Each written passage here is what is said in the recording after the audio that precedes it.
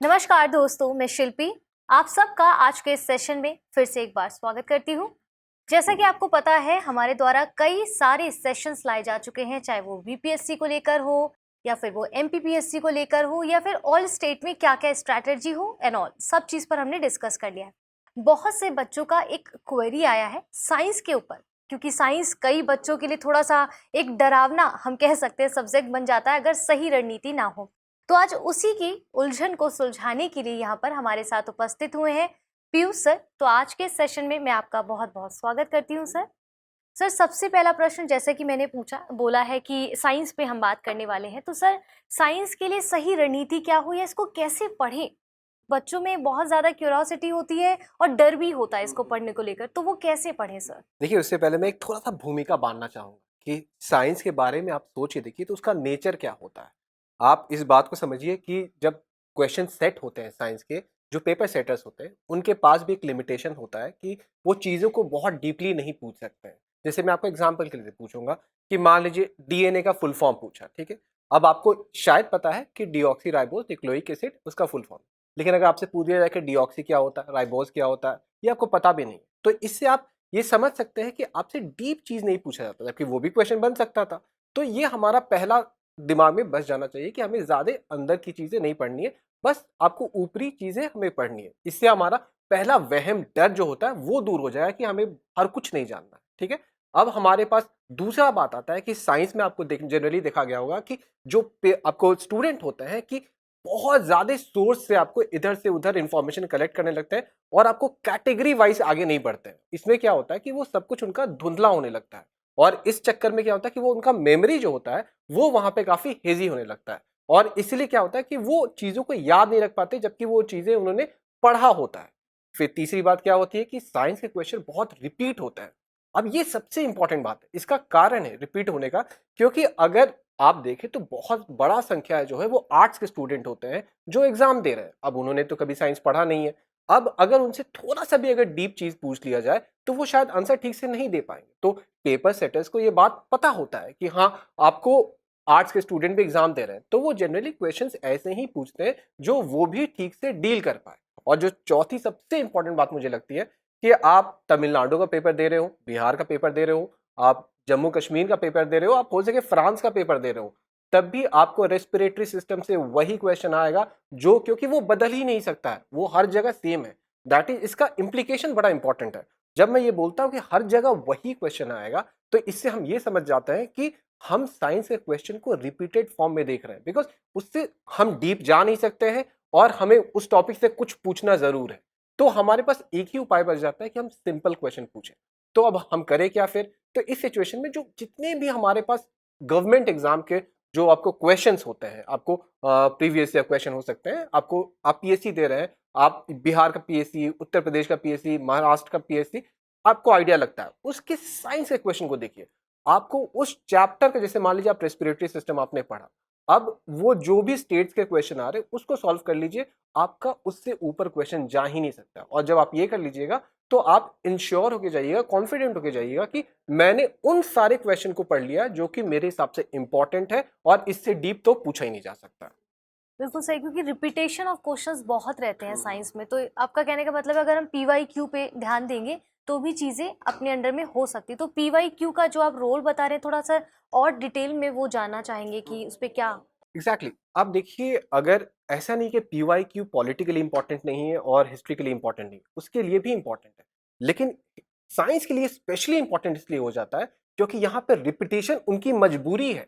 वो आपको tough question पूछ ही नहीं सकते हैं, अदरवाइज आपको मेजॉरिटी ऑफ द जनता आपको उसको स्टूडेंट डील ही नहीं कर पाएगी। अब पॉलिटी में मान लीजिए गांधी के बारे में क्वेश्चन पूछना है तो उसके बहुत सारे रूप हो सकते हैं, लेकिन अगर मान लीजिए आपको जाइलम के बारे में पूछना है, आपको लाइसोसोम के बारे में पूछना है, तो आप डिटेल में जाइएगा तो वो आप डॉक्टर बन जाइएगा, वो कितने हैं। और अगर आप ऊपर वाले चीज पूछिएगा तो वो आप पहले से ही पूछ चुके हैं। तो रिपीटिशन वाली जो बातें हैं वो साइंस में काफी इंपॉर्टेंट हो जाती है। और इसीलिए बोला जाता है कि अगर आप साइंस के लास्ट 10 साल के क्वेश्चन अपने स्टेट के, वो तो आपको सॉल्व करना ही करना है, क्योंकि उससे आपका 30-40% क्वेश्चन रिपीट होगा और आपका लगभग 20-30% क्वेश्चन कॉन्सेप्ट रिपीट होगा। और बाकी जो क्वेश्चन बचते हैं वो करंट अफेयर वाले पार्ट आते हैं, उस पर हम लोग बात करेंगे अभी आगे। सर जैसे करंट अफेयर्स की आपने बात बोली है, करंट अफेयर्स जितने भी स्टैटिक पार्ट्स हैं सब में कहीं ना कहीं कनेक्टेड है, बट जब साइंस की बात आती है तो बहुत बड़ा पोर्शन जो है हमें उससे कनेक्ट करके करना पड़ता है काम। तो करंट अफेयर्स का क्या रोल है साइंस को पढ़ने के लिए? देखिए, मैं एक बात समझाऊँगा कि जैसे मान लीजिए मैं बोलता हूँ कि पॉलिटी में बहुत घटना हो रही है कि आपको ये पार्लियामेंट में क्या हो रहा है, किसी मिनिस्टर ने क्या किया, बहुत सारे न्यूज़ बनते रहते हैं।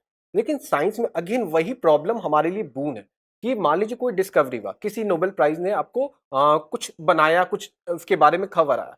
अब हमसे एक्सपेक्ट हो ही नहीं सकता है कि हम उसके बारे में कंप्लीटली जानें। हमसे बस ये एक्सपेक्टेड होगा कि उस साइंटिस्ट ने, नोबेल प्राइज़ विनर ने किस चीज पे रिसर्च किया है, दैट इज व्हाट। बस हमको करंट अफेयर में, साइंस में व्हाट पे फोकस करना है, ना हाउ ना वाई। इससे ज्यादा हम जा ही नहीं सकते बिकॉज अच्छे अच्छे ग्रेजुएट को उसके बारे में पता नहीं होता होगा, तो आप जो आर्ट से आ रहे हैं, जो साइंस का बैकग्राउंड नहीं है, वो उसको कहाँ से पढ़ सकते हैं। तो अगर आप करंट अफेयर का थोड़ा सा देखिएगा डोमेन, तो आपको स्पेस, आपको न्यूक्लियर, आपको डिफेंस और थोड़ा बहुत नोबेल प्राइज, ये 4 सेक्टर है।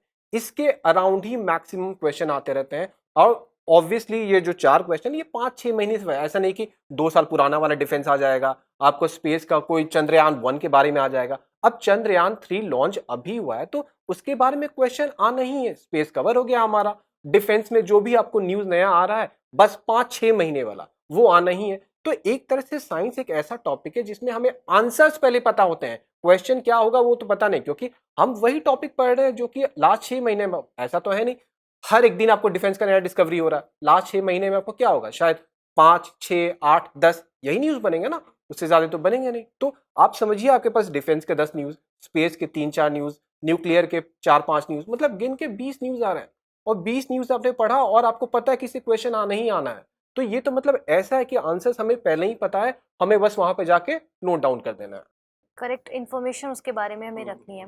सर करंट अफेयर्स की जब हम बात करते हैं तो एक क्वेश्चन हमेशा बना रहता है उसके साथ कि कितना करंट अफेयर्स करें। फॉर एग्जांपल जैसे 1 ईयर करें, 2 ईयर का करें, तो साइंस के कॉन्टेक्स्ट में क्या आप कहेंगे कि कितने ईयर का हम करंट अफेयर्स मैं करें? समझ गया।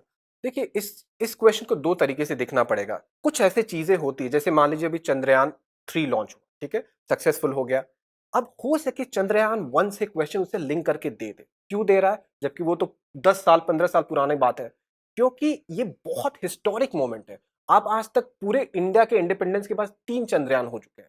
तो ये हमें समझना पड़ेगा कि कोई-कोई ऐसे टॉपिक होते हैं, जो इतने हिस्टोरिक होते हैं कि उसके बारे में हमको थोड़ा बहुत सारा जानना पड़ेगा। लेकिन जैसे मान लीजिए डिफेंस के क्वेश्चंस हो गए, या मान लीजिए न्यूक्लियर के कुछ क्वेश्चन हो गए, जो बस नया रिसेंट डिस्कवरी हुआ है, उसके पहले भी होते आया है, आगे भी होते रहेगा, तो उसमें हमें ज्यादा पीछे के जाने का जरूरत नहीं होता है। लेकिन अगर आप मुझसे एवरेज पूछे, तो मैं मानता हूं कि अगर आप 8 से 6 महीने पुराना वाला करते हैं, तो आप लगभग 80% कवर करते हैं। और अगर आप थोड़ा अपने आप को स्ट्रेच कर सकते हैं, तो आप 1.5 साल जाइए। लेकिन मैं जनरली सजेस्ट नहीं करता हूं। मैं इसलिए नहीं करता हूं सजेस्ट, क्योंकि अगर 1.5 साल पे जाते हैं, तो फिर आपको कुछ कॉम्प्रोमाइज भी करना पड़ता है, क्योंकि आप पे बर्डन बढ़ गया। तो आप क्या पता चलेगा, 1.5 साल का चीज याद तो कर लिए, लेकिन जो 2 महीने वाले पुराने चीज थे, उसी चीज को आप भूल गए। तो यहाँ पे स्टूडेंट को पर्सनल चॉइस बनाना पड़ता है कि मान लीजिए उनको पता है कि मेरा पॉलिटी और हिस्ट्री कमजोर है, मैं साइंस पे कंप्लीटली बैंक कर रहा हूँ, तो फिर आप 1.5 साल पढ़िए, क्योंकि आप रिस्क नहीं ले सकते हैं। लेकिन आपको पता है कि मेरा polity, history and other subject वो ठीक है, और साइंस में मैं थोड़ा रिस्क ले सकता हूँ, तो 6 से 8 महीने वाला जो भी पोर्शन होता है, वो काफी सफिशिएंट होता है, वहीं से आता है। सर बात करें करंट अफेयर्स को, देखा हमने, थोड़ा साइंस के बारे में समझा। अगर हम इसमें पर्टिकुलर बुक्स की बात करते हैं तो क्या सही रिसोर्सेज हैं साइंस को पढ़ने के लिए, चाहे वो आर्ट स्ट्रीम का बच्चा हो या फिर साइंस स्ट्रीम का? तो दोनों के लिए कैसे हम एक सही तरीका बता सकते हैं कि भाई ये रिसोर्स है, आपको इससे पूरा मिल जाएगा साइंस? कुछ ऐसा है क्या सर? देखिए, मैं बुक से पहले मैं एक तरीका आपको बताना चाहूंगा कि कैसे पढ़ते हैं साइंस को। साइंस के क्वेश्चन जो होते हैं, मैं बताऊंगा उसको, मैं क्लासिफाई करता हूँ नाउन और वर्ब के फॉर्म में। कि नाउन क्या होता है, प्लेस, पर्सन, थिंग। वर्ब क्या होता है, एक्शन, एप्लीकेशन, ये होता है। अब आपको जैसे मान लीजिए फिजिक्स है, उसमें नाउन वाले क्वेश्चन नहीं आते हैं, उसमें आपको वर्ब वाले क्वेश्चन आते हैं कि आपने कुछ कॉन्सेप्ट समझा है, उसका एप्लीकेशन आपको आने वाला है। तो फिजिक्स का जो भी आपको पार्ट होगा, जहां से भी पढ़ते हैं, मैं उस पर आऊंगा कहां से पढ़ते हैं, आप उसके बस एप्लीकेशन पार्ट को पढ़ लीजिए। फिर आपको जैसे मान लीजिए बायो वाला पार्ट हुआ, उसमें आपको नाउन और वर्ब दोनों मिले रहेंगे। कुछ आपको वही नाउन मतलब फैक्ट्स याद करने पड़ेंगे जो सीधे आ जाएंगे। अब मान लीजिए आपको क्वेश्चन आ जाता है कि स्टेमेन किसका पार्ट है, मेल फ्लावर का या फीमेल फ्लावर, तो ये फैक्ट है, इसमें समझने वाली बात नहीं है, ठीक है। तो ये नाउन वाली पार्ट हो गई। लेकिन इसी के भी आपको मान लीजिए क्वेश्चन आ जाता है कि आपको जो ऑक्सीजन रिलीज करती है फोटोसिंथेसिस में, वो कैसे निकलती है, आपको वाटर के हाइड्रोलाइसिस से, या तो वो आपको एप्लीकेशन वर्ब वाली पार्ट हो गई। तो आपको क्लासिफाई करना पड़ेगा चीजों को कि मैं कैसे किसे याद रखूं और किसे समझूं, ठीक है। ऑब्वियसली याद करने वाले को मैं ये नहीं बोल रहा कि बिना समझे याद कर लीजिए, उसे भी आपको समझना पड़ेगा तभी याद रख पाइएगा। केमिस्ट्री में जनरली देखा गया है कि आपको नाउन वाले क्वेश्चन बहुत ज्यादा होते हैं। क्यों? क्योंकि अगर केमिस्ट्री में हम थोड़ा सा डीप जाएंगे वो हमें समझ ही में नहीं आता है फिर। तो इसीलिए वहां पे आपको पॉलीमर का नाम पूछ दिया जाएगा, आपको कोई दवाई का नाम पूछ दिया जाएगा, उसमें एप्लीकेशन वाले क्वेश्चंस कम हो रहे हैं, आपको खाली नाम वाले बातें वहां पर रिपीट हो रहे हैं। तो ये एक जरिया अपना आप बना सकते हैं कि हमें कौन से चीजों को सिर्फ नाम वाइज याद करना है, कौन से चीजों को एप्लीकेशन वाइज याद करना है। ये हमें कैसे हेल्प करता है? अब हम रिवीजन वाले स्टेज में पहुंच गए। अब हमें पता है कि फिजिक्स मैक्सिमम वर्ब वाला पार्ट है, हमारा एप्लीकेशन वाला पार्ट है, तो वो हमारे समझ में है। अगर हम रिवीजन ना भी करेंगे तो वो हम वहां पे आके बना के आ जाएंगे। लेकिन मान लीजिए हमने डिजीज वाले पार्ट को रिवीजन नहीं किया, पॉलीमर्स वाले पार्ट को रिवीजन नहीं किया, जो कि नोमेनक्लेचर है, तो फिर वहां पे हम फंस सकते हैं। ये तो आपको जरिया हो गया कि हम कैसे आगे बढ़ेंगे। और अगर आप देखिए, ये आपने पूछा किस बुक से, तो मैं इसको भी दो पार्ट में आंसर देना चाहूंगा। जो रिसेंटली मान लीजिए कोई भी आप स्टेट पीएससी में, अगर आपका एग्जाम 1-2 महीने बाद है, तो आप एनसीईआरटी पर भी रिलाई नहीं कर सकते, बिकॉज अगर आप उसमें पढ़ने जाइएगा, ऐसा नहीं कि वो सोर्स खराब है, मैं उस पर आऊंगा, लेकिन आप फिर अपने पॉलिटी, हिस्ट्री, ज्योग्राफी को कॉम्प्रोमाइज कर जाइएगा। तो इसके अलावा फिर क्या बचता है? तो लूसेंट, घटना चक्र, ये एक स्टैंडर्ड बुक माना गया है और आते भी है, ऐसा नहीं कि सिर्फ माना गया है। आप यहाँ लूसेंट से पढ़ सकते हैं, घटना चक्र से प्रैक्टिस कर सकते हैं। लेकिन जो बच्चे अगले साल को देख रहे हैं, मैं उन्हें 100% बोलूंगा, आप 6 से 10 का एनसीईआरटी पढ़िए। हर स्टेट आपको यूपीएससी की तरफ मूव कर रही है, उनके क्वेश्चन मोर एंड मोर आपको एप्लीकेशन बेस्ड बनते जा रहे हैं। तो अगर आपने एनसीईआरटी पढ़ लिया तो वो क्या होता है कि आपको एप्लीकेशन समझ में आ जाता है। एंड जो मैंने नाउन वाली बात बोली, वो उसमें क्या होता है कि वो भी आपको जो रटना है वो आप समझ के रटते हैं, क्योंकि वो एनसीईआरटी की बुक से आप पढ़ रहे हैं, वो सीधे फैक्ट्स नहीं है। तो वो आपके मेमोरी में बहुत लंबे समय तक रहती है, और इस कारण से क्या होता है कि इवेंचुअली आप अच्छा परफॉर्म कर पाते हैं। तो जो बच्चे 2024-25 जिसको भी टारगेट कर रहे हैं, मैं उन्हें सजेस्ट करूंगा कि आप एनसीईआरटी उठाइए और उसको पढ़ना शुरू करिए। दिक्कत होता है, आप अपने किसी मेंटर का वीडियोस का, यूट्यूब पे बहुत सारे वीडियोस है, उसको देखिए, लेकिन आप उसी पे रिलाई करिए। अभी आपके पास टाइम है, आप लूसेंट को छोड़ सकते हैं, और जिनके पास मैंने जैसे बोला कि 1-2 महीने बचे हैं, वो ऐसे सोर्स को अपनाएं। लेकिन मैं अभी भी आपको एक बात बोलूंगा, जो इनके पास 1-2 महीने भी बचे हुए, वो प्रीवियस क्वेश्चन पे ज्यादा रिलाई करें। क्योंकि आप लूसेंट भी पढ़िएगा तो आप पढ़ तो लीजिएगा, एग्जामिनेशन के 5 दिन पहले तक आपका लूसेंट खत्म भी हो जाएगा, लेकिन याद नहीं रहेगा आपको, क्योंकि आपके ऊपर बहुत सारे और लेयर्स लगे हुए हैं। और इवेंचुअली आप प्रीवियस से क्वेश्चन बनाते हैं तो आपको 30% पता चल जाता है, ये तो रिपीट हो रहा है, ये तो रट ही लूंगा। फिर आगे का 30% ये इसके कॉन्सेप्ट रिपीट हो रहा है, ये तो रट ही लिया। तो आपने 60% तो सीधे कर लिया, आपको पता कि ये आ नहीं है। तो इसलिए प्रीवियस ईयर क्वेश्चन काफी इंपॉर्टेंट है। सर, प्रीवियस ईयर के क्वेश्चंस के साथ साथ जैसे कुछ बच्चे होते हैं कि ट्रिक्स के थ्रू याद करते हैं, तो ट्रिक्स कितना रोल प्ले करेगा साइंस में? देखिए, जैसे कि मैंने आपको क्लासिफाई किया था कि नाउन और वर्ब में, अब नाउन तो हो गया सीधे नाम। अब नाम बोलना ठीक है, लेकिन याद रखना टफ होता है। अब जैसे मैं आपको 3-4 ट्रिक देता हूँ, मैं जब ही पढ़ाता हूँ तो बच्चों को शेयर करते रहता हूँ कि आपको हेल्प करेगा। जैसे मान लीजिए जाइलम फ्लोएम हमेशा पूछते ही हैं आपको हर एग्जाम में। तो अब फ्लोएम में देखिए, मैं बोलता हूँ कि फल जैसे ऊपर से गिरता है, तो फ्लोएम में फ लिखा हुआ है, तो ये फ्लोएम ऊपर से कुछ नीचे लाता होगा। अब ये याद हो गया मुझे। अब फ्लोएम पता है तो जाइलम भी पता है। अब लाइजोसोम क्या करता है? तो लाइजोसोम देखिए, हमारे घर में एक लाइजोल आता है घर की सफाई करने के लिए। लाइजोसोम आपको वही करता है, सेल के जितने भी गंदे पार्ट है उसको हटा देता है। कल चंद्रयान आपको लॉन्च हुआ, आपको आना ही आना है कि उसमें रोवर का नाम क्या है, उसमें आपको लैंडर का नाम क्या है। तो अब बचपन में मैं एक सीरियल देखता था, विक्रम बेताल, ठीक है। अब विक्रम को क्या पूछा जाता था कि आपसे जो भी सवाल पूछा जाएगा आपको आंसर देना है। मतलब विक्रम की ताकत थी ज्ञान, ठीक है। अब विक्रम हमारा लैंडर हो गया, अब वैसे ही इसके पास क्या निकलेगा? ज्ञान। तो इसके अंदर से क्या निकल रहा है? प्रज्ञान। तो अब ये कहानी आपने बना लिया तो फिर आप कंफ्यूज नहीं हो गए। अदरवाइज आपने रटा और एग्जाम में क्वेश्चन भी आया, फिर वहां पे लगेगा विज्ञान, वो आपको प्रज्ञान था, रोवर, लैंडर, लेकिन आपको पता है ज्ञान विक्रम के अंदर से निकलेगा, तो प्रज्ञान आपको विक्रम के लैंडर के अंदर से निकलेगा। तो ये ट्रिक्स आपको हेल्प करती हैं ऐसे चीजों में। सर, ये मतलब ऐसे छोटी छोटी ट्रिक्स अगर हम बना के याद करें तो कोई भी चीज मुश्किल नहीं है। नहीं, वो लॉन्ग टर्म मेमोरी हमारा बनता है, क्योंकि वो खेल खेल में जो चीजें याद होती है वो हमेशा एकदम जहन में रह जाती हैं सर।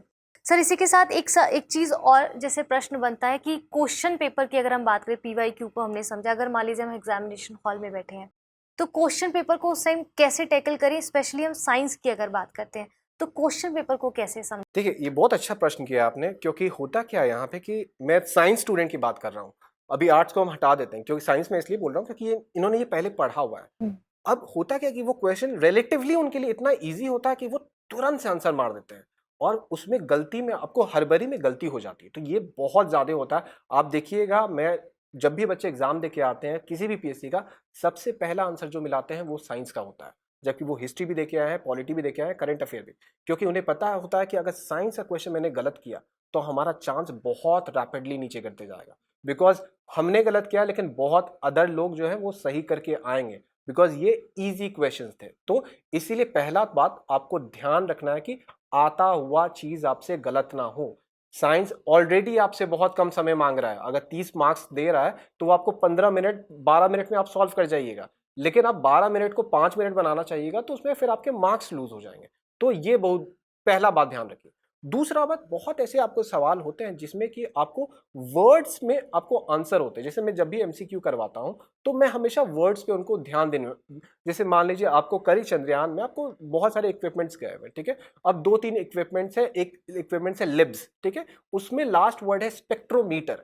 अब अगर हमें पता है, बचपन में हमने एक स्पेक्ट्रम वर्ड पढ़ा था कि लाइट आपको प्रिज्म से जाता है तो वो स्पेक्ट्रम में बढ़ जाता है, तो हमें इतना तो कहीं कोई रिलेट करके बोल सकते हैं कि ये स्पेक्ट्रोमीटर कुछ ना कुछ लाइट से करता होगा। अब अगर हमें ये आइडिया लग गया लाइट से, तो ऑप्शन में कहीं ना कहीं आप देखिएगा कि लाइट वाले कोई ऑप्शन होंगे। अब हो सके आप 2 ऑप्शन में फंसते हैं, तो फिर आप कॉमन सेंस से लगाइए कि हाँ, कोई अगर चंद्रयान ऊपर गया है तो लाइट से शायद दूरी नापे, या चीजों को गर्म करके उसको पिघला के उन चीजों को नापे। तो ये कॉमन सेंस है। तो साइंस में दूसरा इंपॉर्टेंट चीज है कॉमन सेंस की, आप अपनी थोड़ी आंखें खुली रखें। बहुत बार ऐसा क्वेश्चन क्या होता है कि आपके सामने आता है और आप, ये तो मैंने पढ़ा ही नहीं है, आप सीधे छोड़ देते हैं, लेकिन अगर थोड़ा सा उस पर ध्यान दीजिएगा, वर्ड्स पे, उस पे, तो आपका कॉमन सेंस आपके ऑप्शन को रूल आउट कर देगा। और सर आर्ट स्ट्रीम के बच्चों के लिए भी यही सब। एकदम, मैंने इसलिए तो वर्ड्स बोला। अब देखिए, क्योंकि आर्ट्स की स्क्रीन भी तो 10th तक ने तो पढ़ाई की है ना, तो अब जैसे आपको डिस्पर्शन, इसलिए मैंने एग्जांपल लिया कि एक व्हाइट लाइट आ रहा है, वो आपको बढ़ जा रहा है स्पेक्ट्रम में, और जबकि यहाँ पे वर्ड स्पेक्ट्रोमीटर है, दोनों अलग वर्ड है, लेकिन आप थोड़ा वर्ड अपने से रिलेट कर सकते हैं, और फिर वहां पे ऑप्शंस में भी दिए रहेंगे, तो फिर आपको रूल आउट करने का एक रास्ता, माध्यम मिलते जाता है। तो बस मैं आइडिया यह है कि अगर कोई क्वेश्चन आपको टफ लग रहा है, आपको लग रहा है ये तो मैंने पढ़ा ही नहीं, मेरे मेमोरी में है ही नहीं, उसको छोड़े ना, थोड़ा सा अपने पे विश्वास रखें और थोड़ा कॉमन सेंस लगाएं, आपको आंसर मिलेगा। सर इसी के साथ कुछ और एक मैसेज देना चाहेंगे कि बच्चों को कि साइंस पढ़ते वक्त किन गलतियों से हमें ज़्यादा बचना चाहिए। देखिए, सबसे पहली बात तो है कि ये जो हैवक दिमाग में आदमी क्रिएट किया रहता है कि मैंने आर्ट्स पढ़ा है, साइंस नहीं पढ़ा है, तो मुझसे हो ही नहीं पाएगा। तो इस बात को आप समझिए कि मैंने शुरू में जैसे समझाया कि पेपर सेटर्स पे आपसे ज़्यादा प्रेशर है कि आप टफ क्वेश्चन नहीं सेट कर सकते हैं, अदरवाइज आपको लोग, स्टूडेंट आपको जनरली हल्ला कर देंगे कि ये तो हम पढ़े ही नहीं, ये तो बहुत टफ क्वेश्चन है। तो ये बात मानिए कि आपको ऊपरी चीज़ें जाननी है, आपको अंदर चीज़ें नहीं जाननी। जैसे मान लीजिए आप हिस्ट्री पढ़ते हैं, पॉलिटिक्स पढ़ते हैं, तो हमें सिर्फ गांधी का नाम या आपको प्लेस नहीं जानना होता, उन्होंने क्या किया, उसके फायदे क्या हुए, घाटे क्या हुए, उसका असर क्या पड़ेगा, बहुत आपको डिमेंशन जानना होता है। साइंस में ऐसा नहीं है, आपको सिर्फ व्हाट जानना है कि ये ऐसा होता है, हो गया, बात खत्म। और आप ये सीख लीजिएगा तो आपका क्वेश्चंस वहां पे बन जाएंगे। तो ये हैवक वाली बात हुई। दूसरा, मैं हमेशा बोलूंगा पीवाईक्यू। आप मार्केट में बहुत सारी चीज हो सकते हैं, लेकिन अभी भी बोलूंगा मैं, पहला तो आप जो भी स्टेट का एग्जाम दे रहे हैं उसका पीवाईक्यू सॉल्व करिए। उसके बाद आप ही के स्टेट में, जैसे मान लीजिए मैं बिहार का एग्जाम्पल लेता हूं, बिहार और भी गवर्नमेंट एग्जाम ले रही है, वहां पे भी साइंस के क्वेश्चन आते हैं, उसको सॉल्व करिए। अगर ये भी आप सॉल्व कर गए, आप बहुत तेज है, तो अपने बगल वाले स्टेट का आप उठा लीजिए। तो बेसिकली गवर्नमेंट के मटेरियल्स को उठाइए, क्योंकि क्वेश्चंस रिपीट होंगे। मतलब कहने का तात्पर्य यही है कि पीवाईक्यू, रिवीजन और ट्रिक्स के माध्यम से जैसे आप साइंस को समझ सकते हैं, उससे ज़्यादा सरल तरीका कुछ नहीं हो सकता है। बस उसको वर्डन या प्रेशर के रूप में मत लीजिए कि हमने वो पढ़ा नहीं है कभी, या इस बारे में कह के कि हम आर्ट स्ट्रीम के तो समझ नहीं आता। एक ना एक दिन तो वो टैकल करना ही है, उससे भाग नहीं सकते हैं। तो आई होप यहाँ पर जितने भी आपके प्रश्न थे मन में, वो आपने जो रखे वो हम सबको लाकर यहाँ पर उजागर किया, और आपके हर प्रश्न का उत्तर मिला होगा, मैं ऐसे आशा करती हूँ। अगर फिर भी इसके बावजूद भी कोई क्वेरी रह जाए तो आप बेशक हमें कमेंट बॉक्स में मैसेज कर सकते हैं, ताकि हम उसको भी नेक्स्ट सेशन में कंसीडर कर लेंगे। किसी और विषय में आपको जानकारी चाहिए तो वो भी आप हमें बता सकते हैं। फिलहाल के लिए सर आपका बहुत बहुत शुक्रिया। आज के लिए बस इतना ही, कल मिलेंगे एक और नए सेशन के साथ, तब तक के लिए धन्यवाद।